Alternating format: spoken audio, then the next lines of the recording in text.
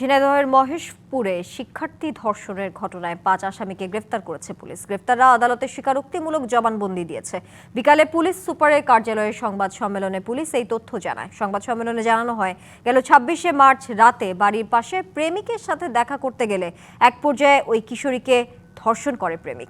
সেই সময় ৪ যুবক হযরত আলী, শাওন, আবু নাসিম এবং আমিন ঘটনাস্থলে গিয়ে মারপিট করে প্রেমিককে তাড়িয়ে দেয়। এরপর পর্যায়ক্রমে ধর্ষণ করে ৪ যুবক ধারণ করে ঘটনার ভিডিও।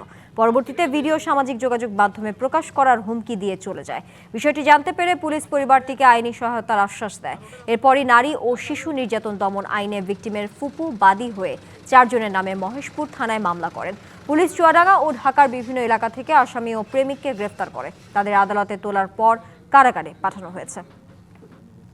ঘটনাটা জানার পর তাৎক্ষণিকভাবে আমাদের অফিসার ইনচার্জ ওই পরিবারের কাছে যান, ভিজিট করেন এবং তাদেরকে আশ্বস্ত করেন। আমরা পরবর্তীতে নিয়মিত মামলা রুজু করি এবং ঘটনার সাথে জড়িত এখন পর্যন্ত ৪ জন আসামি এজাহার নামীয় এবং একজন তদন্তপ্রাপ্ত আসামিকে গ্রেপ্তার করি। তারা বিজ্ঞ আদালতে নিজেদের দোষ স্বীকার করে কার্যবিধি ১৬৪ ধারায় জবানবন্দি প্রদান করেছেন।